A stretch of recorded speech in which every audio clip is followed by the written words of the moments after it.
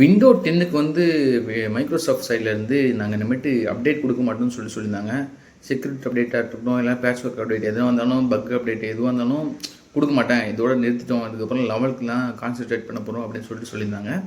ஆனால் வந்து சரி, நிறைய பேர் வந்து விண்டோஸ் 10 தான் வந்து பக் ஃப்ரீயாக இருக்குது, அதனால் நாங்கள் அதுதான் பிடிச்சிருக்கு நிறைய பேர் சொன்னதுனால 1 இயருக்கு வந்து அதை எக்ஸ்டெண்ட் பண்ணுறாங்க. அதை வந்து நீங்கள் போய் மேனுவலாக கிளைம் பண்ணணும். அது எப்படின்னு தான் இந்த வீடியோவில் பார்க்க போகிறோம்.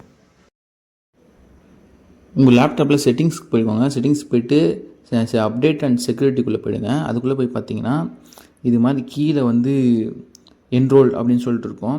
அதுக்குள்ளே போனீங்கன்னா இது மாதிரி கொஞ்சம் நேரம் லோட் ஆகும். ஏன்னா இது வந்து அம்மா கவர்மெண்ட் லேப்டாப்பு, அதில் கொஞ்சம் நேரம் லோட் ஆகுது. இருங்க. Enrol extended security updates to stay protected அப்படின்னு இருக்கா. இதில் வந்து நம்ம என்ரோல் பண்ணால் தான் அதுலேருந்து 1 இயர் தான் கணக்கு. அதனால் அதுலேருந்து தான் நம்ம கணக்கு பண்ணுவாங்க. அது நெக்ஸ்ட்டு கொடுத்துருங்க. நெக்ஸ்ட்டு கொடுத்துட்டு அங்கே வந்து திருப்பியும் லோட ஆரம்பிச்சிடும். அது கொஞ்சம் வெயிட் பண்ணுங்கள்.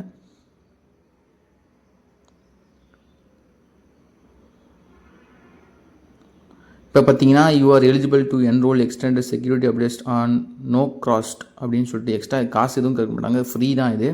எக்ஸ்டெண்டட் செக்யூரிட்டி அப்டேட்ஸ் இன்னும் 1 வருஷத்துக்கு வரும். இப்போ என்ரோல்னு சொல்லிட்டு கொடுத்துட்டிங்கன்னா அவ்வளோதான். நீங்கள் வந்து இன்னும் 1 வருஷத்துக்கு வந்து உங்களுக்கு வந்து செக்யூரிட்டி அப்டேட் வந்து கொடுப்பாங்க. அதனால் எந்த வித ஹேக்கர்ஸாலையும் ஹேக் பண்ண முடியாதுன்னு சொல்லப்படுது. அது எந்தளவுக்கு உண்மைன்னு தெரில. அதனால் இது வந்து எல்லாருமே விண்டோஸ் 10 யூஸ் பண்ணுறவங்க வந்து இதை வந்து எப்போவுமே க்ளைம் பண்ணி வச்சுக்கோங்க.